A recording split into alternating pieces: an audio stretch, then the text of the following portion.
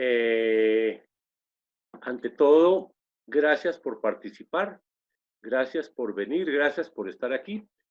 Y la verdad, me da pena, habiendo tanta gente, hay cerca de 300 inscritos, me preocupa pensar o saber, mejor, que dentro de ustedes hay muchos que dominan la materia con solvencia, con propiedad, y entonces para ellos especialmente eh, parecerá no, será muy elemental la presentación. Les presento disculpas por anticipado, pero como de la misma manera sé que también hay muchos clientes, empresarios, amigos que no están familiarizados con el tema, pues entonces va especialmente para ellos lo más elemental, aunque para todos reviste una importante novedad la nueva regulación. ¿En qué estamos? Hemos denominado a esta charla los aspectos básicos relacionados con el coronavirus y con la crisis que nos acompaña en este momento. Es que las crisis, las crisis han existido desde el comienzo de los tiempos. A todo lo largo de la historia, el hombre ha tenido crisis de no poder pagar, de no poder satisfacer sus compromisos. Incluso desde el comienzo, me imagino yo que los cazadores recolectores, cuando hacían operaciones de trueque, con frecuencia es posible que hubiera personas que no podían cumplir sus compromisos. Siempre ha habido deudores que no pueden pagar. Pues para esos deudores que no pueden pagar, se dieron y han existido desde siempre también las legislaciones ordinarias. Las recordamos documentadamente desde el siglo V antes de Cristo. Los abogados bien lo saben, del derecho romano, cuando en la ley de las 12 tablas se conoció y se reglamentó la manus injectio, que permitía al acreedor ponerle las manos encima a su deudor, apoderarse de su persona no en boyacense, sino en general, apoderarse de la persona del deudor, aprisionarlo, llevarlo al otro lado del Tíber e incluso cuando haya pluralidad de acreedores, como el caso que nos ocupa, podría ser incluso descuartizado y repartido su cuerpo entre los acreedores. Es que el incumplimiento era algo excepcional. Estábamos hablando de unas normas trazadas para tiempos de normalidad. En la normalidad también había personas con dificultades. Entonces, con mayor razón, cuando había unas crisis, cuando la crisis ya no era individual, sino era una crisis generalizada, como sucedió, por ejemplo, en las posguerras, como en las dos grandes posguerras, como sucedió, por ejemplo, en la gran crisis de los años 30, donde entonces tenían que inventarse unos esquemas que eran distintos de los ordinarios, que eran de manera que reclamaban mucha mayor profundidad y mucha mayor agilidad. Ya en los tiempos recientes, que muchos de los presentes los han vivido o los conocen más de cerca por lo menos, estamos en las crisis de los años 80.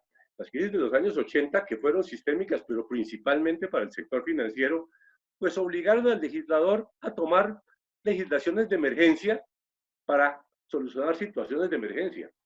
A fines de los años 90, ustedes recuerdan que por allá por el 98, por el 99, hubo unas crisis sistémicas, especialmente por el tema del UPAC, pero cuando decimos sistémicas, bien sabemos que estamos hablando del sector financiero, el sector real, el sector de los servicios. Todo el mundo estaba afectado por una crisis de esas y como las normas de insolvencia eran insuficientes en ese momento, pues entonces ahí se produjo la ley 550 que necesitaba darle unos esquemas diferentes a esto que era generalizado. ¿Qué hemos tenido en los últimos años? En los últimos años estamos familiarizados, me imagino que eso sí, prácticamente a todos los presentes, ¿qué es lo que hoy tenemos? Tenemos la ley 1116, que es para regular crisis en un estado de normalidad. Pero nos llegó la pandemia, se nos vino el coronavirus, ¿sí? Y llegó a afectar. Al principio empezó con la salud y empezamos a tener preocupaciones de salud. Y hoy tenemos, no digo que haya pasado la salud al segundo plano, pero hoy tenemos una crisis también en la economía, una crisis en el Estado, una crisis social y ecológica, y entonces que nos afecta incluso en la vida pública y en la vida privada.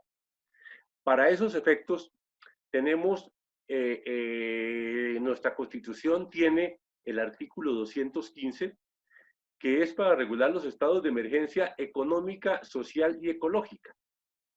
Esos estados debidamente declarados le permiten, disculpen la elementalidad por favor, le permiten al gobierno dictar decretos con fuerza de ley, pero son unos decretos muy particulares, porque son, no, número uno, tienen fuerza de ley.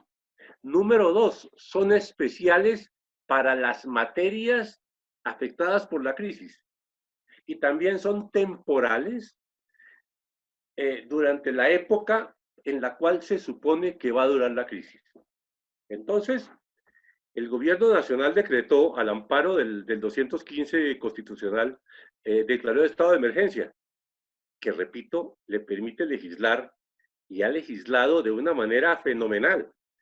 A raíz del decreto 417 de 2020, el Estado ha venido generando una catarata de disposiciones para tratar de afrontar, enfrentar, paliar la crisis y mitigar los efectos de ella. Entonces hoy estamos hablando de una cosa un poco diferente. Hoy estamos hablando de una crisis dentro de la crisis. Estamos hablando como las célebres muñecas rusas, las matrioshkas, que vienen una dentro de otra. Aquí tenemos la crisis general del país, de la sociedad, de la humanidad, del mundo entero. Y por otro lado, tenemos las crisis particulares que van a sufrir los empresarios, perdón, que están empezando a sufrir los empresarios. ¿Sí? Me imagino que ya muchos lo saben. Ayer se admitió la primera sociedad a reorganización derivada del proceso de crisis que estamos viviendo.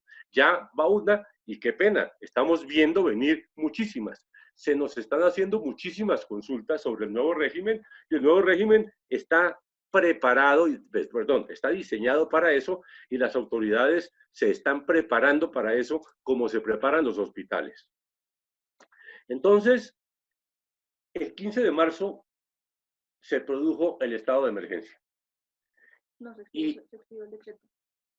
Perdón, el 15 de marzo se expidió el decreto. No, el 15 de marzo es la emergencia, el 15 de abril el decreto. Gracias, perdón, es que traje consueta para mis olvidos y mis equivocaciones. Entonces, ¿cómo es? El 15 de marzo se decretó la emergencia. Sí. Y el 15 de abril se expidió el decreto. Correcto, gracias. Entonces, este decreto, el decreto 560, tiene una vigencia temporal. El gobierno, de una manera razonada, está diciendo que esta puede tener 2 años. Es que aquí no estamos hablando de que vamos a atajar la pandemia. Aquí es posible que dentro de 15 días, estoy imaginándome un milagro, que dentro de 15 días se acabó el coronavirus, ¿sí? Los efectos económicos van a perdurar. Rehacer empresa va a ser muy difícil. Recuperar la economía de la sociedad o de las familias o de las empresas va a ser muy complicado. Entonces el gobierno por lo pronto le ha puesto una vigencia temporal que estima en 2 años. ¿2 años para qué? 2 años por la crisis y 2 años para la crisis. Este decreto del 560 tiene 51 considerandos, qué pena decirlo de esta manera, muy aburridos de leer, pero muy importantes y muy pertinentes, que uno normalmente se va a leer el articulado, pero aquí hay 51 considerandos que tienen que ver con el orden económico, el orden social, la salud, la banca, todo, son 51 considerandos y solamente 16 artículos. 16 artículos agrupados en 4 títulos. Entonces, esos 4 títulos son, ya lo tenemos en esta lámina, entonces aquí, tenemos el título primero, régimen concursal. ¿Qué es el régimen concursal? Del 1 a 7. Entonces, ¿de qué estamos hablando? Ojo que esto es muy importante para los neófitos, ¿sí? El decreto 560 no sustituye, no reemplaza el 1116. Lo complementa, lo ajusta, lo adiciona acomodándolo para esta crisis. Entonces, este título primero, lo que corresponde al título primero, es lo que debemos entender, la 1116, la ley 1116, complementada y ajustada con este decreto. Segundo tema, ¿sí? La negociación de emergencia, de acuerdos de reorganización y procesos de recuperación. Aquí ya viene una novedad. Esta norma sí está dictada, sí está diseñada expresamente para la emergencia. Ya la veremos más en detalle. Esta es una norma nueva que va, bueno, todo el decreto está para los 24 meses, pero esta norma nueva es una institución totalmente novedosa. No, pero totalmente novedosa no. En su estructura, en su concepción no, pero en su estructura sí, dentro de nuestra legislación. Y además consagra los procedimientos de recuperación empresarial me anticipo un poquito, los que se van a manejar a través de cámaras de comercio, luego hablaremos eso. El título tercero, aspectos tributarios. Los aspectos tributarios, el Estado decidió, le tocaba, meterse la mano al bolsillo, ¿correcto? Aquí estamos como en el juego de la pirinola donde todos ponen. Pues la forma de poner el Estado es a través de los impuestos y aquí tenemos un título dedicado a los impuestos. Y finalmente tenemos el título cuarto, que es otras disposiciones y vigencia. En otras disposiciones estamos hablando especialmente unas suspensiones, porque hay una colisión normativa entre las nuevas normas que se dictaron y las normas de la legislación ordinaria. Entonces, las viejas normas algunas tienen que suspenderse un tiempo mientras duran vigentes estas nuevas. Aquí quiero detenerme un momento.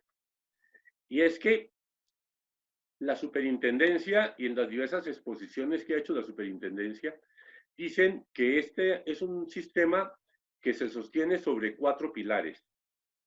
Con el debido respeto que me merece la superintendencia, creo que le está faltando un pilar. Yo me atrevo a decir que son 5 pilares. Entonces son estos 4 que acabo de mencionar y un quinto pilar que ya vamos a mencionar.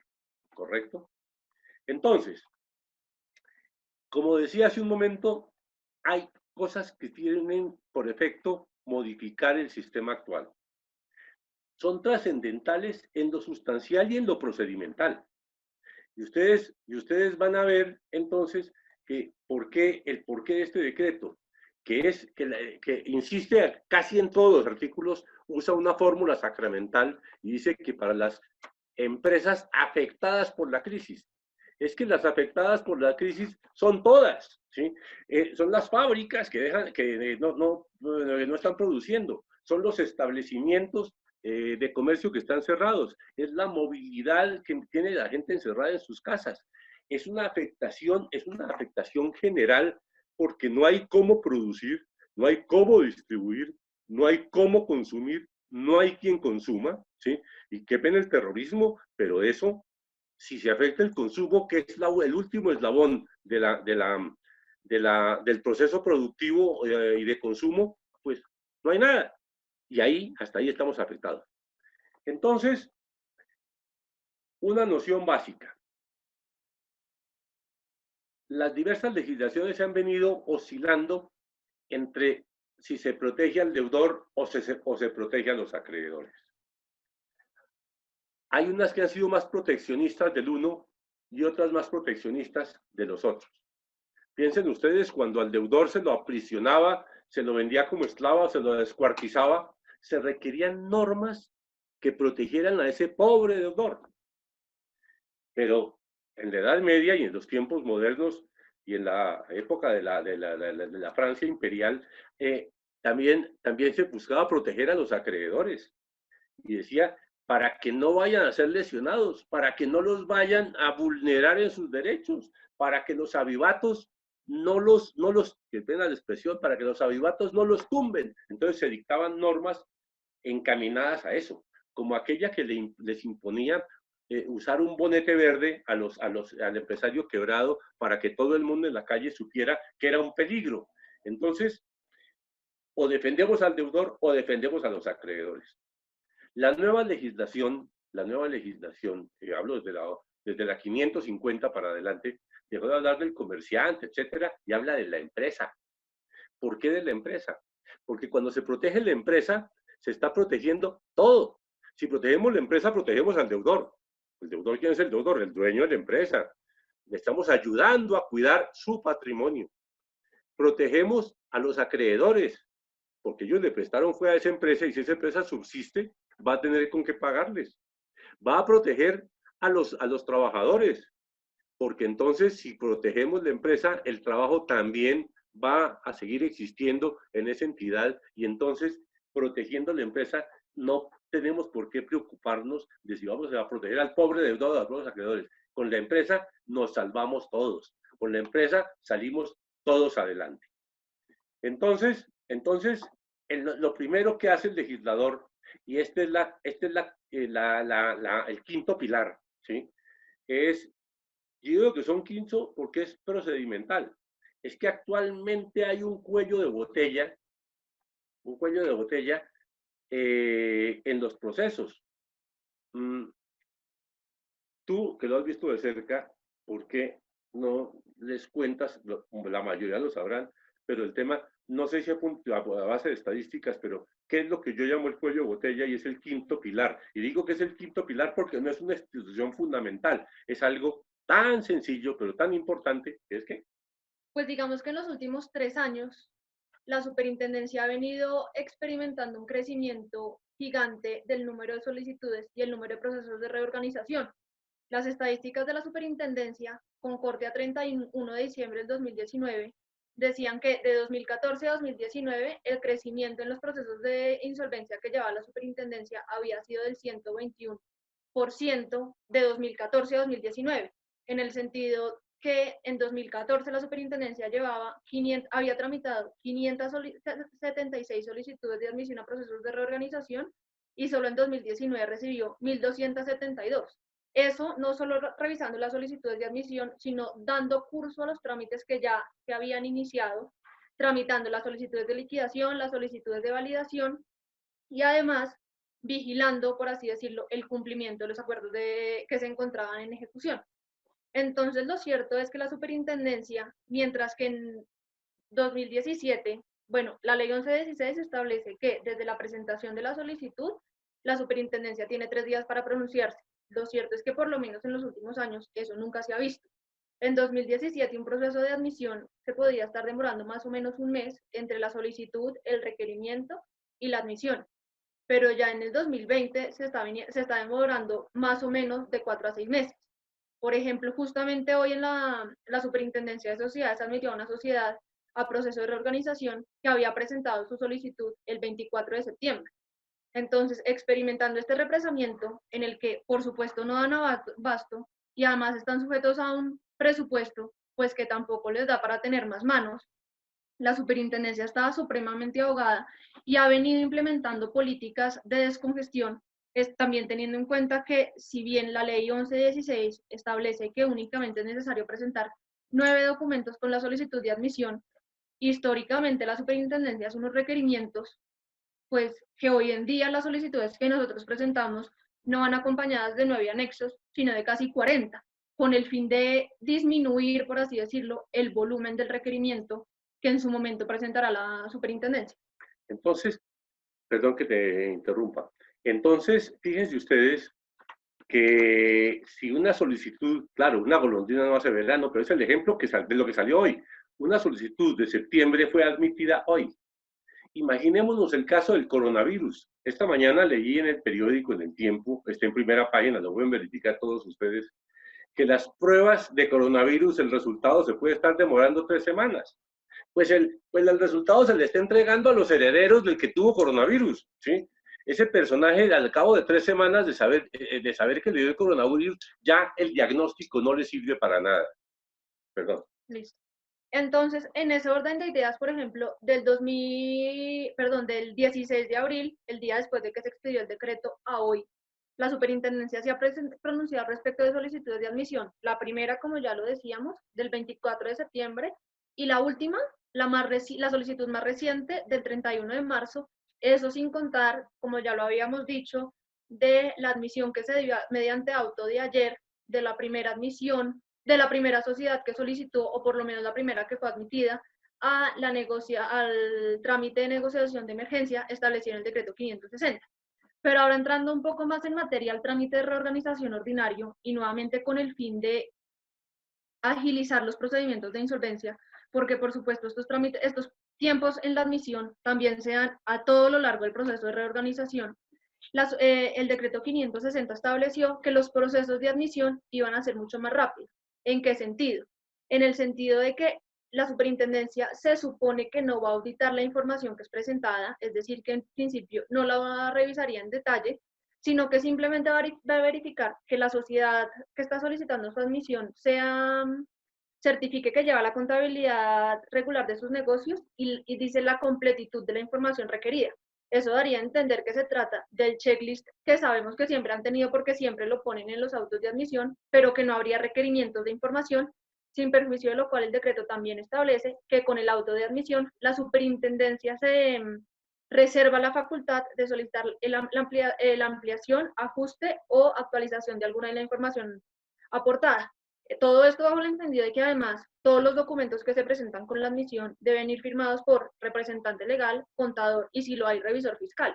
Entonces lo que dice el decreto, y ya a la hora de que lo dijera, es que pues se está confiando, por así decirlo, en la firma y en la certificación y dictamen del contador y revisor fiscal según corresponda, y en ese orden de ideas no habría lugar a la presentación al requerimiento como tal, y eso en teoría debería agilizar los procesos de reorganización.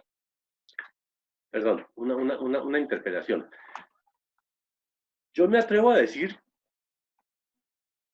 que aquí la novedad está en la orden que le dé el decreto al juez concursal. Nosotros hablamos de superintendencia porque es por antonomasia el juez del empresario.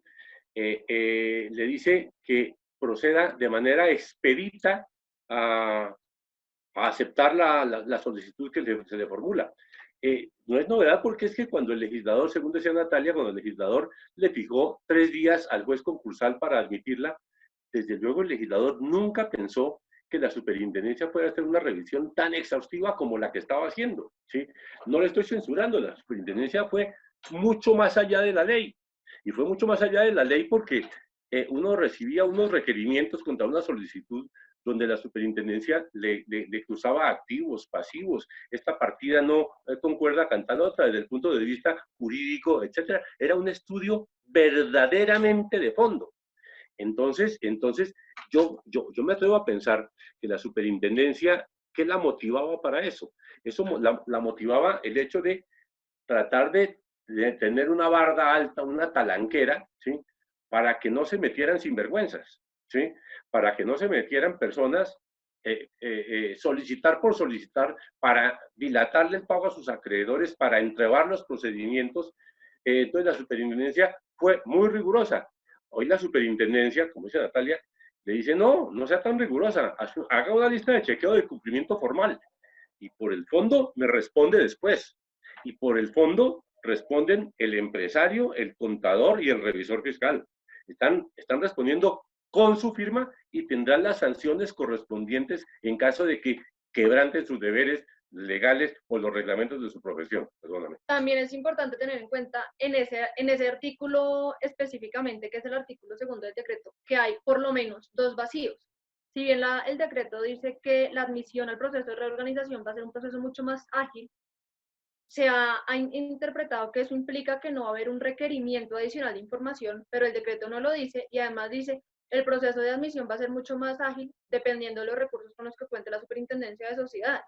Pero pues nuevamente no se establece un plazo para el pronunciamiento final, por así decirlo, de la Superintendencia de Sociedades, y lo cierto es que la Superintendencia pues está muy maniatada porque, como lo decíamos, está sujeta a un presupuesto que no le da para tener más manos para el trámite de los procesos de reorganización, y pues eso deja una línea gris en el sentido de que aún no se sabe cuánto tiempo se va a demorar un proceso, por lo menos la admisión a un proceso de reorganización.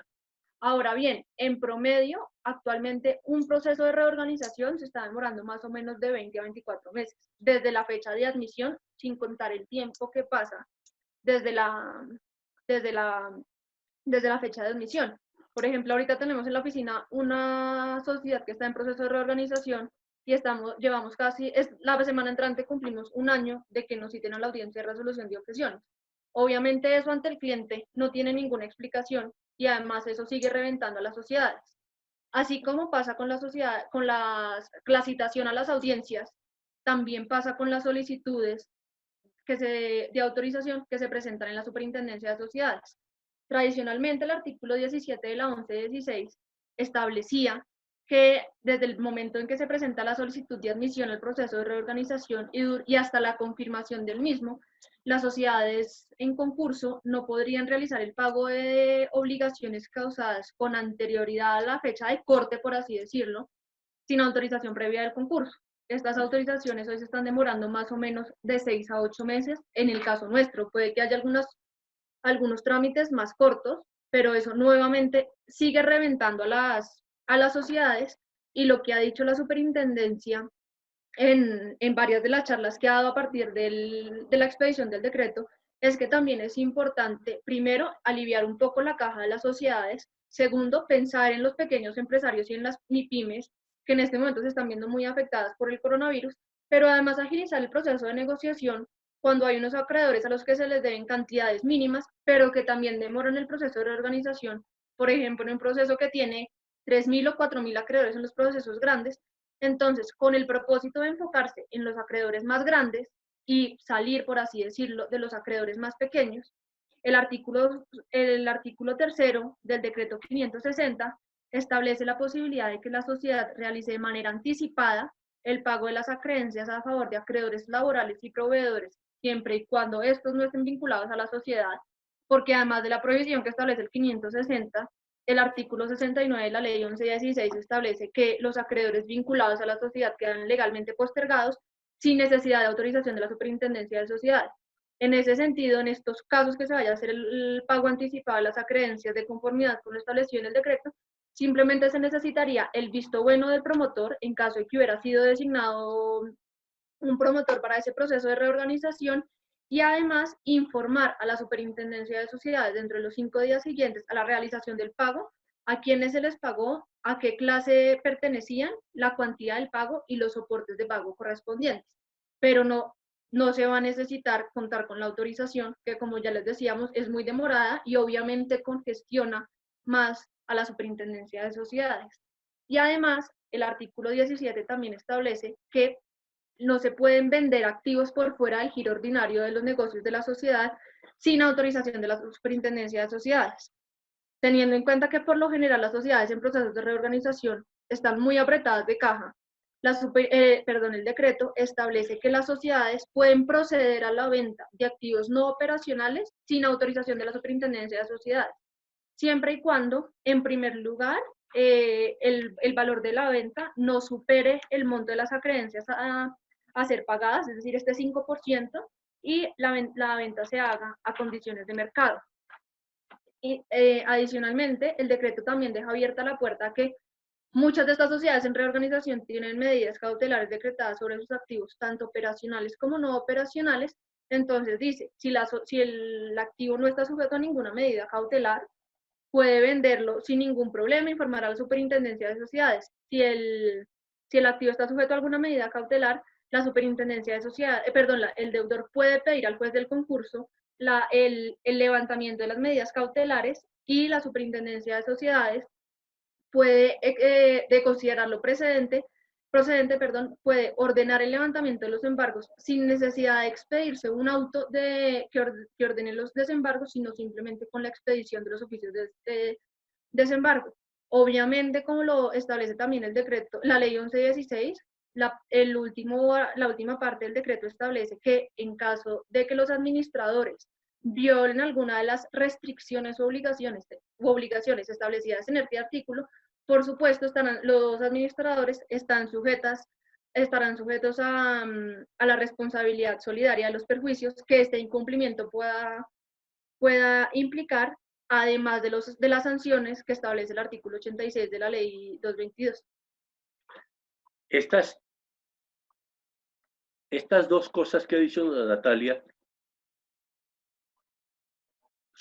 son, la palabra, son tontísimas.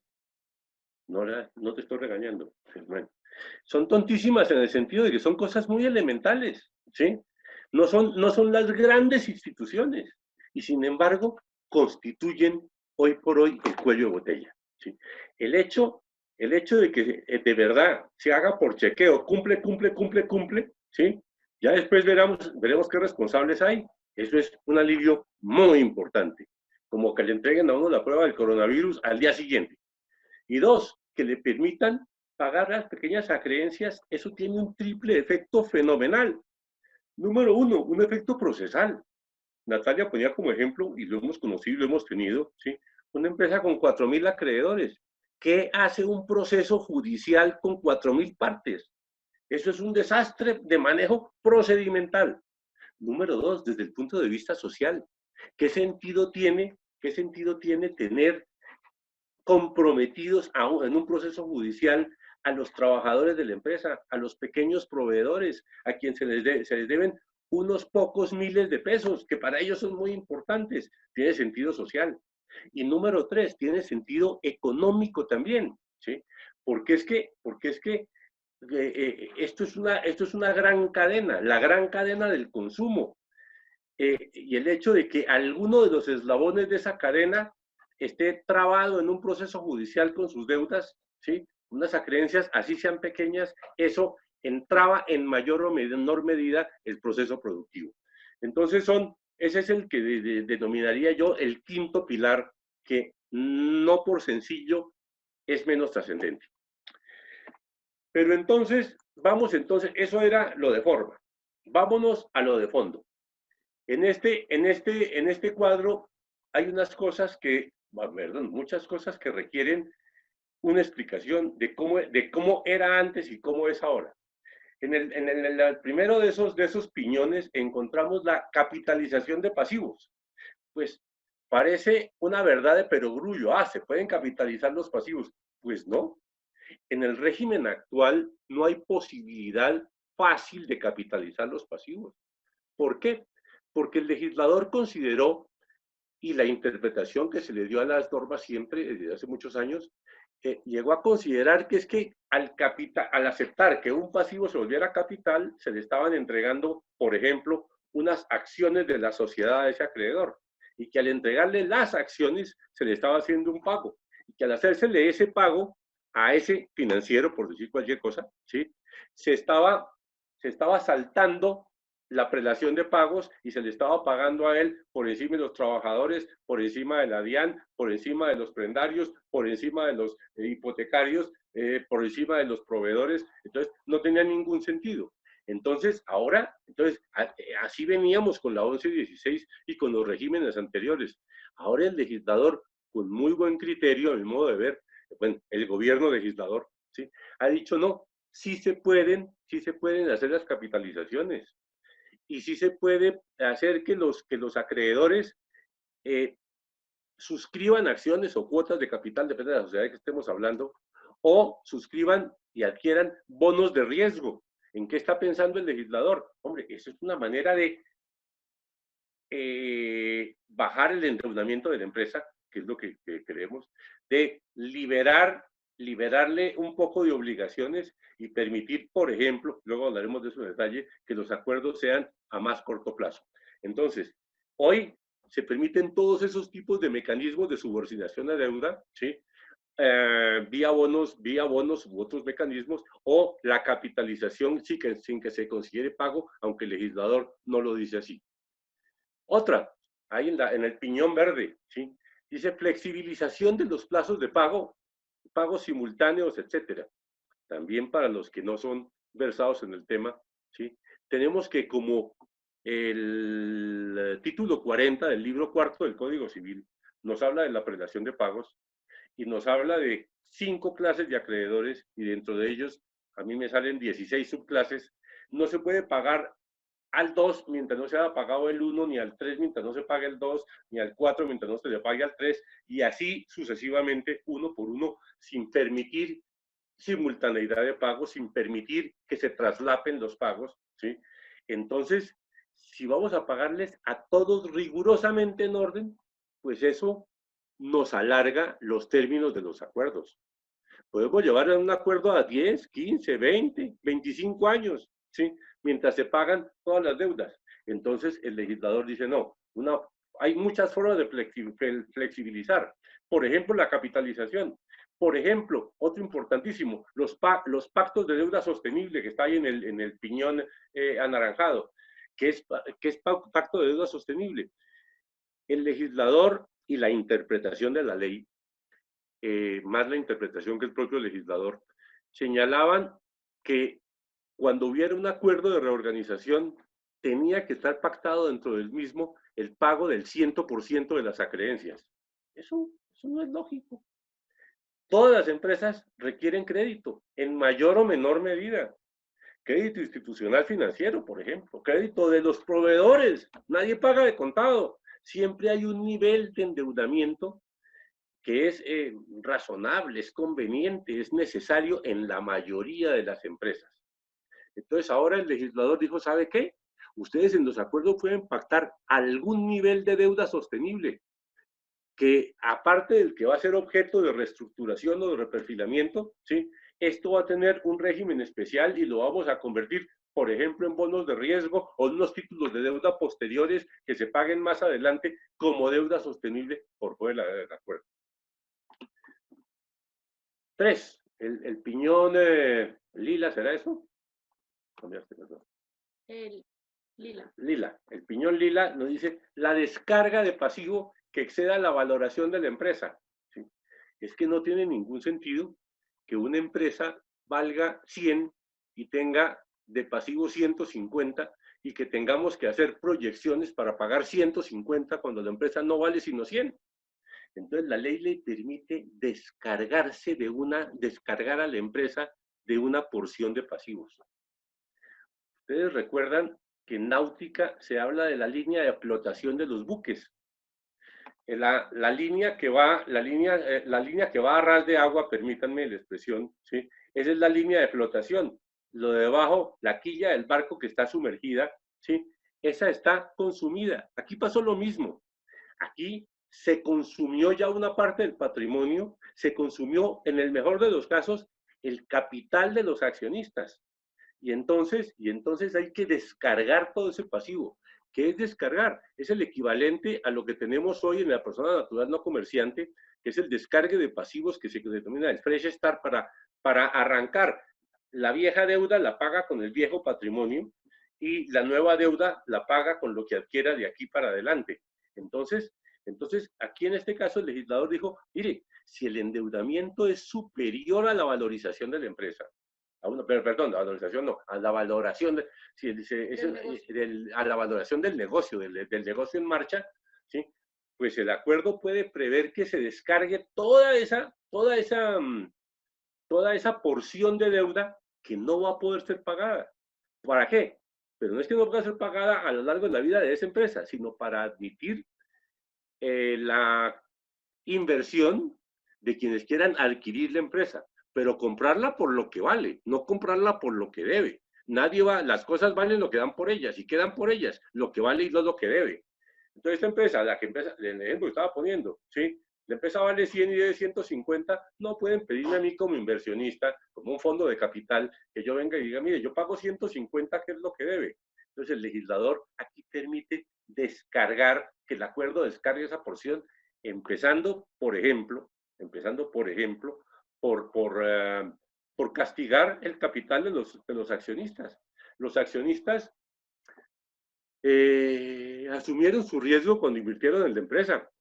Y era una sociedad, para las que hablamos hoy, pues no hablo de las colectivas y en comandistas para los gestores, estoy hablando de la limitada, anónima, SAS, todos asumieron un riesgo, pues esa plática se les perdió. Si tenían ya, si la sociedad está en patrimonio negativo, si la empresa vale menos, menos que su nivel de deuda, hay que empezar por castigar eso para lograr clientes que vengan a capitalizarla descargando esos pasivos. Entonces, pero ahí es importante tener en cuenta que para la aprobación del descargue de pasivos tiene que haber una mayoría especial. Si bien el acuerdo de reorganización ordinario, bajo las condiciones ordinarias, únicamente tiene que ser aprobado por la mitad más uno de los acreedores reconocidos dentro del proceso, representados en la mayoría de las categorías. El acuerdo que contempla la descarga de pasivos tiene que ser aprobado por una mayoría calificada del 60% de los acreedores con vocación de pago, como lo dice el decreto, sin que en este caso se cuenten las acreencias a favor de los acreedores internos, que son la cuarta categoría, ni los acreedores vinculados. Y además no se pueden afectar las acreencias ni laborales, pensionales, de alimentos, y tampoco los derechos de acreedores garantizados según lo establece la ley 1676, los artículos 50, 51 y 52. Muy importante complemento, la verdad, porque es que el legislador dice, hay unos mínimos para pagar, y toda empresa tiene unos mínimos. Aquí el legislador dice, mire, hay una institución nueva que son los acreedores con vocación de pago. Es que hay unos que no tienen vocación de pago, ¿sí? El último de los quirografarios en una empresa deficitaria como la que estamos hablando no tiene vocación de pago, y no se nos olviden varias cosas. Número uno, la función de estas instituciones es la salvación y preservación de la empresa. No estamos pensando en el último de los quirografarios y no estamos pensando tampoco en los accionistas. Vamos a salvar la empresa por todo lo que ello representa para todo el mundo. Segundo, dos anotaciones importantes que me trae a la cabeza la intervención de Natalia. Número uno, los requisitos siguen siendo los mismos que estaban originalmente previstos en la ley 1116. Lo nuevo que nos trae esta legislación no es una simplificación de requisitos. Vamos a aportar lo mismo. Y número tres, los acuerdos se van a aprobar de la misma manera como se aprueban actualmente, por la mayoría de las categorías de acreedores, siempre y cuando representen la mayoría de las deudas medidas en votos. Entonces, hay unos mecanismos muy importantes, voy retomando el hilo, hay unos mecanismos muy importantes de agilización para entrar. Dos, de agilización al principio del trámite. Tres, de flexibilización y nuevos mecanismos de salvamento para manejar la deuda, para atraer nuevos inversionistas, etcétera, ¿sí?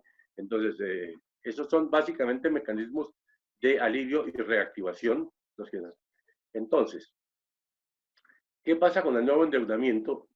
Entonces, sí, en primer lugar, la ley 1116 en el artículo 71 establece que todas las obligaciones contraídas o que se venzan después de la fecha de admisión tendrán que ser cumplidas o satisfechas como gastos de administración. ¿Eso qué quiere decir? Que la sociedad en teoría no puede dejar vencer esas obligaciones, porque además los acreedores tendrían el derecho de iniciar procesos de ejecución o cobro coactivo sobre esas obligaciones que tradicionalmente se conocen como las obligaciones post. Pero lo cierto es que tradicionalmente las sociedades, como no tienen caja y porque como además están en crisis, necesitan acudir a financiamiento, ya sea de entidades financieras o por fuera del sector financiero, pero el sector financiero, con toda la razón, es renuente a prestarle a sociedades que están en crisis, sobre todo sin el otorgamiento de unas garantías, porque el artículo 17 establece que las sociedades no pueden otorgar garantías por fuera del giro ordinario de sus negocios. Entonces, en primer lugar, las entidades financieras son renuentes a prestar plata, y si la prestan, sobre todo sin una garantía otorgada a favor de esta entidad, pues la tasa de interés va a ser altísima y las condiciones van a ser terribles para la sociedad que está en crisis. Entonces, el artículo 5 del decreto establece que las sociedades que están en proceso de reorganización pueden tramitar la consecución de créditos o el otorgamiento de créditos por parte de entidades financieras. Ahora bien, en caso que no sea posible conseguir créditos sin el otorgamiento de ningún tipo de garantías, el decreto establece que le puede solicitar al juez del concurso, que como hemos dicho acá estamos hablando de la Superintendencia de Sociedades, tres cosas. Primero, que le autorice el otorgamiento de algún tipo de garantía de primer grado sobre un bien que no ha sido otorgado en garantía a favor de ningún tercero. El otorgamiento de garantías de segundo grado sobre un bien que ya ha sido otorgado en garantía y que por lo tanto ya tiene una garantía de primer grado, o el otorgamiento de una nueva garantía de primer grado sobre un bien que ya ha sido dado en garantía a favor de otro acreedor.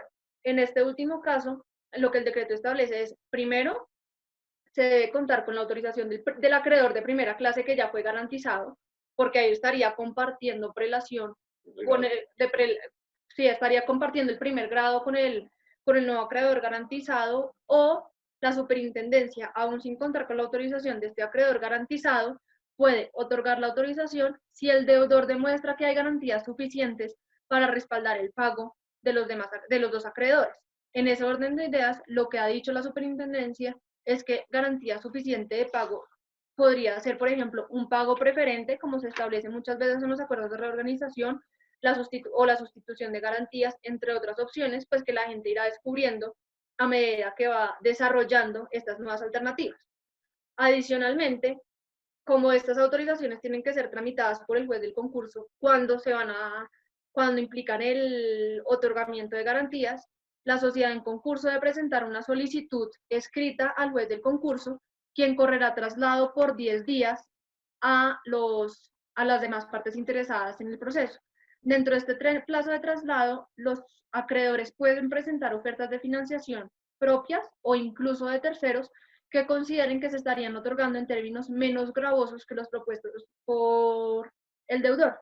Estas nuevas propuestas o alternativas de financiación pasarían a ser estudiadas por la Superintendencia de Sociedades, y en caso de considerar que esta nueva propuesta es menos gravosa que la inicialmente presentada o sometida a consideración por la sociedad en concurso, le otorgaría al deudor un plazo de 3 días, ya sea para optar por esta nueva alternativa que fue presentada por el acreedor o por un tercero, o igualar o mejorar la solicitud de financiación que ya fue aprobada, por así decirlo, por la superintendencia. Y en caso de que la sociedad no le informe a la superintendencia en estos 3 días sobre qué alternativa escoge, se entenderá que la sociedad en concurso desistió de la solicitud inicial presentada después del concurso. Ahora bien, por supuesto, como la ley de insolvencia es en esencia proteccionista a los acreedores garantizados y a los acreedores de obligaciones de primera clase, principalmente laborales, el artículo establece que se tiene que asegurar el pago de obligaciones laborales, salarios, alimentos, pensiones, y obviamente que no se pueden afectar los derechos de los acreedores garantizados en el marco de la ley 1676. Otro de los temas bastante novedosos que presenta el decreto, sobre todo teniendo en cuenta que se trata de entidades públicas, es la posibilidad de que las entidades públicas, habla específicamente de la DIAN, pero también se refiere en especial a las entidades públicas, es la posibilidad de que la DIAN o las entidades públicas otorguen quitas o descuentos de capital, sanciones o intereses. En ese orden de ideas, obviamente el pago de estas entidades de primera clase quedaría subordinado al pago de los demás acreedores, a los que se les dio a los que se les otorgaría un pago preferente en los términos de negociación del acuerdo de reorganización, teniendo en cuenta también las mayorías especiales establecidas en el artículo 41 de la ley 1116. Pero pues digamos que este es un tema bastante novedoso, porque tradicionalmente a la DIAN no le era posible otorgar quitas o disminuir el monto de la obligación a capital que tenía la sociedad en concurso a favor de esta. Bueno, Natalia, de una manera un poco sentimental, está diciendo que a la DIAN no le era posible. Es que en una época, llevamos 50 años de procesos, medio siglo de procesos concursales. El 2264, el 69, el Código de Comercio, el 350, la 222, el 550 y la 1116. Leyendo ese panorama, ve uno cómo ha evolucionado. Desde las autoridades de impuestos, déjenme que lo personalicen, la DIAN, ¿sí? Las autoridades de impuestos siempre han tenido una particular aversión a la pérdida, como la tenemos todos. Lo que pasa es que ellos han tenido la autoridad para que esa aversión tenga una traducción real. En las primeras legislaciones de las que acabo de mencionar, evidentemente a la DIAN no le era permitido hacer negociaciones. Y la DIAN, yo decía que en las audiencias era bastante fácil ver quién era el representante o la representante de la DIAN por la cara de complacencia que tenía. Mientras todos estaban cariacontecidos, el señor de la DIAN o la señora de la DIAN estaba sonriente por los pasillos. Uno decía, ese es de la DIAN, porque eso no es conmigo. Les notificaban no en los periódicos, sino por oficio, no tenía que ir a la superintendencia porque le enviaban los anexos, no podía negociar, a ella tenían que respetarle, y la legislación ha venido cambiando lentamente y ha venido involucrando a la DIAN, y le ha venido imponiendo que sus normas, lo mencioné hace un rato, ¿sí? Como el cuento de la pirinola, todos ponen, y aquí quien tiene que poner también es el Estado. Y entonces la DIAN decía, eso no es conmigo. En los últimos años se le ha venido permitiendo, que ha tenido que hacerse parte, ha tenido que aceptar las rebajas de intereses. ¿Ha quedado subordinado? Ha quedado subordinado en ciertos casos, pero ojo, pero el capital no se lo tocan. La novedad de esta norma, la gran novedad de esta norma, a la que le tengo un poco de miedo, es que la DIAN y las autoridades estatales también pueden rebajar capital. Entonces pueden rebajar capital, sanciones e intereses. ¿Por qué? Porque todos vamos en la crisis, más en una como la que estamos viviendo. Esto es para todos, señor Estado, usted no puede marginarse de ello. ¿De qué le tengo miedo? Le tengo bastante miedo en la vida real, ¿sí? A que esto se traduzca en resultados efectivos. Me imagino que va a terminar siendo, como decimos en el argot, arrastrada en muchas cosas, pero hay puntos en los que las rebajas de capital son como las quitas de una deuda para el resto de las personas y necesitarán contar con su propio voto. Vamos a ver si los señores delegados, señores o señoras, delegados de la DIAN van a votar efectivamente la norma que aquí está consagrada. Vamos a ver qué instrucción reciben desde arriba, desde la dirección, ¿sí? Porque es bastante normal y muy humano que un funcionario de la DIAN diga, no, yo no voto una rebaja de capital, porque mañana en razón de una interpretación o la Corte Constitucional o alguna nulidad, en fin, el Consejo de Estado, cualquier cosa, ¿sí? Diga que era una norma ilegal y entonces termine yo respondiendo con su patrimonio. Necesitamos empezar a espantar ese monstruo, ¿sí? De que es que me van a considerar que hay un detrimento patrimonial para que la norma, que me parece magnífica, realmente llegue a la práctica. ¿Cuándo sigue? Aquí entramos, salvamento de empresas en estado de liquidación inminente. Esta es muy interesante. Aquí se aplica cuando el patrimonio de la entidad en concurso sea negativo y se decrete su liquidación. Venimos recorriendo el camino de un proceso de recuperación que fracasó. Y entonces se declara la terminación del proceso y se decreta la apertura de la liquidación. En ese momento, dice el decreto, ¿sí? Puede aparecer un acreedor, lástima que haya exigido la condición de que sea un acreedor, porque va a tener que hacerse alguna figura ahí, porque puede no ser un acreedor. El acreedor puede no ser el interesado, pero sí saber quién es el interesado, ¿correcto? Pues la ley habla de que cualquier acreedor puede manifestar su intención de aportar nuevo capital. Y entonces la superintendencia suspende el proceso, pero mantiene al liquidador y le pide al liquidador que haga una estimación de cuánto podrán valer los gastos de la liquidación, actualizar inventario, determinar acreedores, etcétera, ¿sí? Y determinar, y el interesado deberá depositar el valor completo de la operación con unos mínimos legales. Los mínimos legales, lo que estamos partiendo de la base de que es una sociedad que tiene patrimonio negativo. Aquí, como en el caso que mencioné anteriormente, y la expresión es mía, no sé si sea equívoca o equivocada, digo, estamos por debajo de la línea de flotación. Lo que está por debajo de la línea de flotación, eso ya se perdió.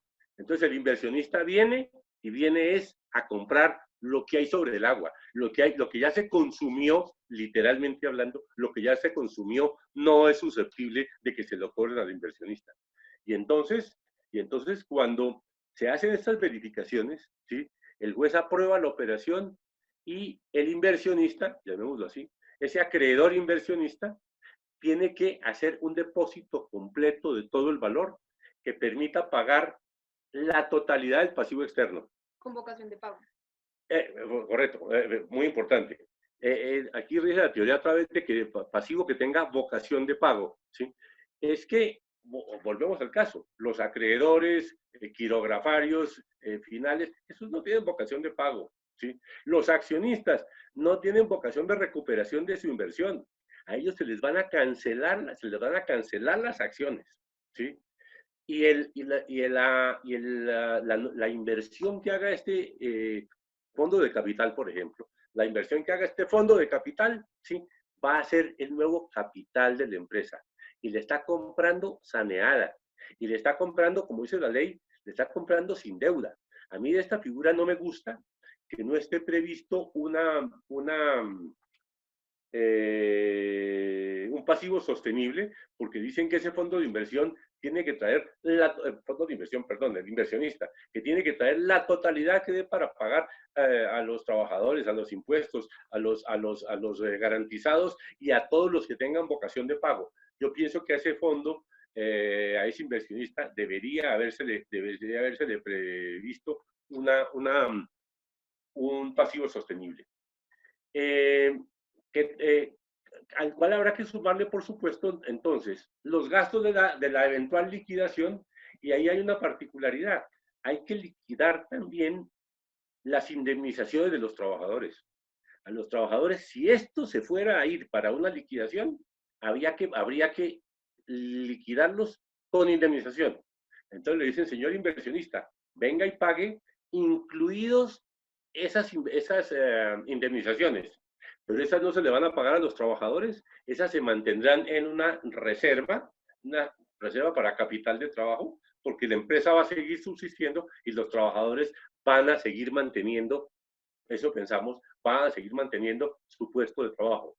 Ahora, lo que pasa es que si la operación finalmente no cristaliza, pues la liquidación seguirá adelante. ¿Correcto? Eso hay unos trámites de que se corre traslado a unos, etcétera, pero eso es mecánica procedimental. Preservación empresarial, esto es una medida absolutamente temporal, ¿sí? Y es que temporal y de espectro muy reducido, porque es que desde luego hay unas empresas que están en este momento tramitando sus acuerdos de reorganización discúlpenme, ¿sí? Están ejecutando el acuerdo y se les pudieron haber vencido obligaciones entre abril, mayo y junio, cuando estamos todos guardados en nuestras casas y cuando las empresas no están produciendo. Entonces el legislador dice que esas solo se consideran vencidas a partir del mes de julio, o sea que cuando dice a partir, yo entendería que son las de abril, mayo y junio, se vencerán en julio, agosto y septiembre, y entonces para darle un respiro a las que estén actualmente en ejecución. Y además dice la norma que estos, entre comillas, estos incumplimientos que puedan darse por estas fechas no se consideran incumplimientos, sino solo cuando esto se acabe y se extiende el incumplimiento por más de 3 meses que no se ha subsanado en audiencia. O sea que es un alivio muy temporal para los que están en ejecución.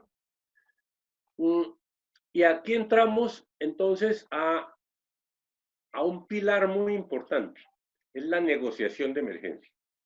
Esta tiene de importancia que esta es la que vienen hablando los medios de comunicación. Cuando la gente habla del 560, cree que estamos hablando de esta. Este es solamente una de las patas de la mesa, ¿sí? Este es solamente uno de los pilares establecidos por la superintendencia. Si bien podría ser el pilar más importante, eso va a gusto de cada evaluador. Para mí, los 2 pilares fundamentales son los que acabamos de hablar, ¿sí? Son fundamentales, que son la agilización en los trámites de admisión, la agilización en los trámites iniciales y la amplitud de espectro negocial para las fórmulas de acuerdo. Para mí eso es todo lo fundamental, pero la mayoría de la gente considera que lo fundamental es lo que sigue. Número 1, ¿sí? Negociación de emergencia. Y entonces, todo deudor puede ir con sus documentos completos, insisto. Aquí no le han suprimido requisitos ni le han suprimido documentos. Puede ir con todos sus documentos a la superintendencia, al juez concursal, y le dice, señor juez, quiero hacer una negociación de emergencia. Quiere decir que se va a ahorrar muy buena parte, casi todo el trámite que mencionaba Natalia hace un rato. Natalia decía que habíamos pasado, el legislador pensó que eso iba a ser cosa de un año, después se volvió de año y medio, después hoy estamos en más de 2 años, me atrevería yo a decir, a la mayoría de los casos que se me ocurren en la cabeza, están en los 2 años o pasaron de los 2 años, ¿sí? Entonces, de emergencia quiere decir, señor superintendente, aquí están mis papeles y quiero negociar yo directamente y quiero que me dé un plazo y en 3 meses le prometo, señor superintendente, que le traigo un acuerdo firmado, debidamente firmado. ¿Qué tipo de acuerdo? El mismo acuerdo que hoy tiene con la 1116, aprobado por la mayoría de las categorías, aprobado por la mayoría de los acreedores por el número de votos, mitad más uno, con las mayorías especiales que puedan llegar a requerirse, con los mismos requisitos de generalidad, universalidad, todo lo que ustedes quieran, todo igual, pero ¿sabe qué? No me lo maneje desde el juzgado, lo voy a manejar yo. Eso, entonces, se le abre nosotros lo denominamos un paraguas de protección, ¿sí? Un blindaje de protección, porque a partir del momento en que ese empresario haga esta manifestación de intención ante el superintendente, se le abre un paraguas de protección porque no se le aplican todas las restricciones del artículo 17. No puede seguirse los procesos ejecutivos, no puede adelantarse de nuevos procesos de restitución de tenencia de bienes donde desarrolle su operación, no le pueden ejecutar garantías. Tiene 3 meses de blindaje, de protección, mientras sale él a buscar una negociación privada, directa. Y viene a traérsela al juez para su validación. A nosotros nos enseñan en las clases de contratos, ¿sí?, que el contrato es ley para las partes, artículo 16 del Código Civil. Pues cuando uno hace la validación, el contrato, ese acuerdo, no es solo válido para las partes, es válido aún para los ausentes o disidentes, es válido frente a todo el mundo, erga omnes, como decimos los abogados. Y entonces eso es trascendental y eso es muy importante. Hoy eso está en el artículo 84 de la 1116, parecido. Es un solo artículo que después fue desarrollado por un decreto, pero que se ha convertido en la práctica, perdón, yo lo digo de la siguiente manera, un proceso normal tiene 10 o 12 pasos, ¿sí? Y se demoraba 2 años. Este era un solo paso. En el 84 uno llegaba al donde el juez concursal con el acuerdo ya celebrado a que se lo validaran. Faltaba un paso. En ese paso se tardaba 8 meses, ¿sí? Entonces no tenía ningún sentido. Hoy el legislador dijo, no señor, ¿sí? Señor empresario, señor deudor, vaya, haga su negociación. Tiene 3 meses y me la trae aquí para validación. Si no me la trae, o si me la trae y yo no puedo validarla porque no cumple con las normas de ley, ¿sí?, ha fracasado el trámite y usted queda vetado durante un año para intentar ese mismo procedimiento, pero sí puede hacer una presentación de una solicitud para volver a recorrer los mecanismos naturales. Entonces, a mí me parece esto trascendental. De verdad, poder uno salir a negociar, sobre todo hoy cuando está tan desdibujada la institución del promotor, porque cuando había promotor, antes de la 1429, cuando era promotor de rigor, era un tercero que salía a negociar los acuerdos. Hoy ya se puede nombrar y se suele nombrar casi siempre al propio empresario como promotor. Entonces se trata de que ese empresario, pero ya con el sombrero de promotor, salga a buscar acuerdo con la mayoría de los acreedores. Esta norma a mí me parece trascendental, pero dentro de ella, aquí otra vez como otra matrioshka, ¿sí?, dentro de esta norma de acuerdo general hay una posibilidad de acuerdo particular, que son los acuerdos sectoriales. El legislador dice que un deudor puede celebrar acuerdos con una o varias categorías de acreedores. Por ejemplo, si su problema es financiero, habrá una negociación con los financieros, o hará una o varias, o hará una negociación con los proveedores, o con financieros y proveedores, para poner los casos más normales, ¿sí? Es que, leyendo yo anoche esto, pensaba, cuando el médico, cuando un paciente afectado con un problema cardiovascular, va y le tienen diagnosticado, ya saben cuál es la arteria que le está funcionando mal, y le ordenan hacer una operación de corazón abierto. No tiene ningún sentido. Si ya se sabe qué es lo que tiene y dónde lo tiene, pues háganle un cateterismo y pónganle un stent, sin necesidad del corazón abierto. Aquí sucede lo mismo. Si tenemos focalizado el asunto, y lo digo con nombre propio, es el problema financiero, ¿sí? Hay un sobreendeudamiento del deudor, ¿sí? Y tiene 4 o 5 bancos. ¿Qué necesidad tiene de buscar para hacer un acuerdo a los trabajadores, a los proveedores, al señor de la cerrajería, al ferretero? ¿Sí? No tiene ningún sentido, ¿sí? Le vale una cirugía pequeña, ni siquiera cirugía, una intervención pequeña, y le permite hacer un acuerdo sectorial, ¿sí?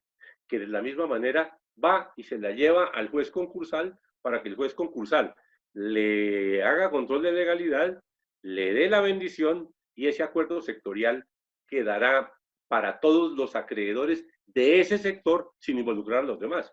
Pero es que si ya logré ese acuerdo con el sector financiero, por ejemplo, ¿sí? Ya me pasó el problema, ya puedo seguir atendiendo a mis trabajadores, ya puedo seguir atendiendo a los proveedores, etcétera.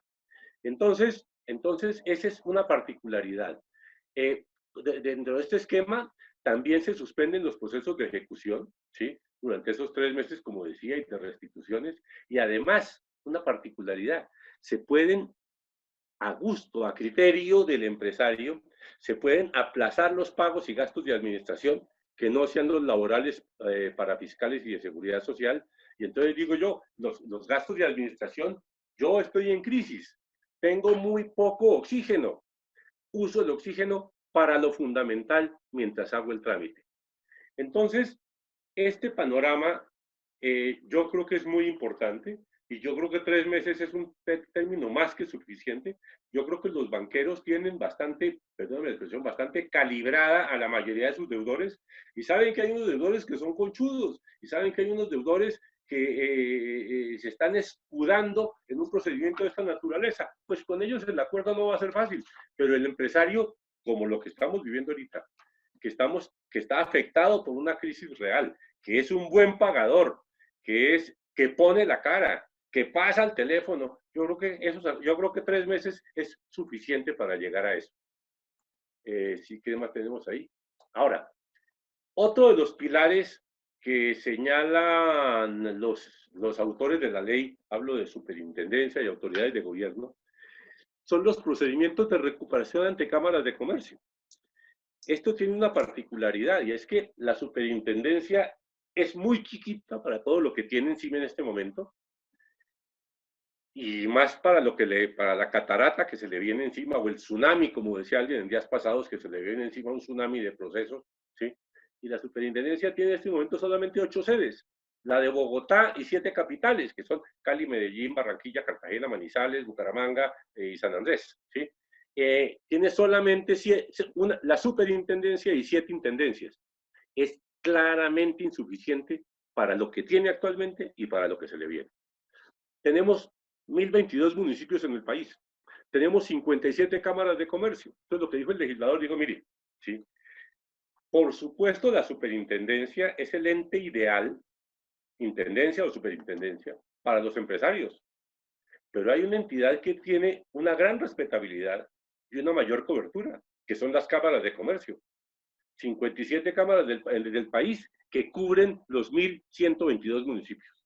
Entonces, esas 57 cámaras, que tenga por allá en no sé dónde, pues, hablemos de Chimichagua, por ejemplo, ¿sí? En Chimichagua estoy seguro que no hay superintendencia de sociedades, ¿sí? Pero, y tampoco debe haber cámara de comercio, pero muy cerca debe haber alguna de las 57, y entonces ese deudor puede ir a la cámara de comercio a buscar la celebración de un acuerdo a través de una conciliación que se hará, de una mediación que harán en el centro de conciliación o a través de un mediador. ¿Qué va a hacer? Va a buscar acuerdos generales. Y además tiene una particularidad, que van a ser acuerdos de los sujetos incluidos en la 1116, o sea, el empresario corriente, la sociedad comercial corriente, y también va a incluir, ¿sí?, a los sujetos excluidos. Ustedes recuerdan que el artículo, tercero tal vez, Yo creo que es tercero. Bueno, el artículo, perdón, el artículo tercero creo que dice cuáles son los sujetos excluidos. Y entonces la ley dice, ¿sabe qué? En este, Tercero. sí, tercero, gracias. En este momento de crisis, esos sujetos excluidos también pueden ir a la Cámara de Comercio, ¿sí? De su jurisdicción, la palabra no es técnica, pero así dice la ley, ¿sí? De su jurisdicción, a buscar la celebración de un acuerdo con sus acreedores, ¿sí? Con una sola condición, sujetos excluidos siempre y cuando no estén sujetos a un régimen especial de recuperación. Si ese sujeto excluido tiene un régimen especial de recuperación, no puede ir a la Cámara de Comercio. Que esa es una diferencia al trámite de negociación de emergencia. Que correcto, correcto. Y entonces, y ahí hay una particularidad, y es que dice, y esos acuerdos que se celebren con la ayuda del mediador, esos acuerdos podrán, ojo la palabra, el verbo, podrán llevarlos a validación ante el juez correspondiente, que será los que les tocaba superintendencia a las supersociedades y los demás al juez de circuito. Y van a una validación y en esa validación entonces tendrán efectos generales aún para los ausentes o disidentes. Tiene la particularidad de que estos acuerdos, la gente que empieza a negociar estos acuerdos también tiene las prohibiciones del artículo 17. No tiene posibilidad de que se le levanten cautelares. El superintendente no puede emitir, nadie puede emitir autorizaciones porque la Cámara de Comercio no es autoridad, pero es un mecanismo bastante adecuado. Entonces, este procedimiento de recuperación en esta nueva diapositiva, entendemos que esa duración no puede exceder de 3 meses. Segundo, durante ese trámite se dan todos los efectos del artículo 17, bueno, todos, no, casi todos, en el sentido de que el empresario queda bloqueado para hacer pagos, arreglos, transacciones, conciliaciones, etcétera, lo cual le protege el patrimonio.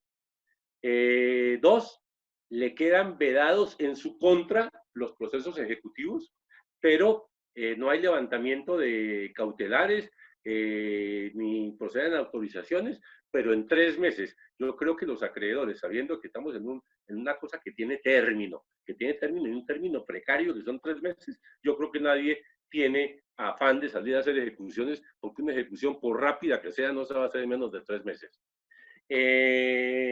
Va a poder hacer la validación y además va, lo que decía, tiene efectos erga omnes en la medida en que cuente con la validación, perdón, del juez concursal. Ya voy concluyendo para tranquilidad de ustedes, qué pena, no era estaba lo pensado. La lámina que sigue. El fracaso del trámite o del procedimiento. Estos procedimientos se intentan, pero por supuesto pueden fracasar. Si fracasa la negociación de emergencia, esos 3 meses que pidió la persona, ¿sí? ¿Por qué fracasó? Porque llegaron los 3 meses y no logró llegar con un acuerdo. O porque llegó con el acuerdo y este no fue aprobado por el juez concursal. En ese caso se declara la terminación de ese trámite, de ese proceso, ¿sí? Y el deudor, como les decía, no podrá iniciar uno nuevo en el mismo sentido, pero podrá iniciar un proceso ordinario de esta naturaleza. ¿Sí? Bueno, adicionalmente, ya digamos los artículos 12, 13 y 14 ya terminando, establecen unos alivios tributarios tanto para las sociedades que han sido admitidas a procesos de reorganización cuyo acuerdo no ha sido confirmado y para aquellas sociedades que ya están ejecutando sus acuerdos de reorganización. Y son básicamente 4 alivios. El primero es que desde el momento de admisión a la solicitud, bueno, es importante tener en cuenta que las disposiciones de estos 3 artículos aplican únicamente para esta vigencia fiscal, es decir, son aplicables hasta el 31 de diciembre de 2021 y en principio, salvo que después llegue a haber alguna reglamentación especial en ese sentido, no aplicarían a partir del 1 de enero del 2021. Pero ojo, eso es cierto. Lo que pasa es que esa vigencia restringida viene del artículo 215 de la Constitución, que como es para conjurar la crisis, la Constitución dice que le permite al gobierno incluso legislar en temas de impuestos, siempre y cuando no toque o no afecte la siguiente vigencia fiscal. Por eso estas 4 normas que está mencionando Natalia tienen vigencia, las de uno, muy precarias, ¿sí? Pero son para este año. Si la crisis sigue, ya veremos cómo se capotea, pero tiene limitación constitucional. Perdóname. Entonces, en primer lugar, está el tema de la retención en la fuente, en el sentido de que las sociedades admitidas a procesos de reorganización no tienen que autorretener ni serán sujetas a ningún tipo de retención en la fuente desde el momento de la expedición del decreto, es decir, desde el 15 de abril hasta el 31 de diciembre. Además, de conformidad con lo establecido en el artículo 507 del Estatuto Tributario, durante todo 2020 no están obligadas a la liquidación del anticipo de renta durante todo el año grabable 2020, como ya lo habíamos dicho.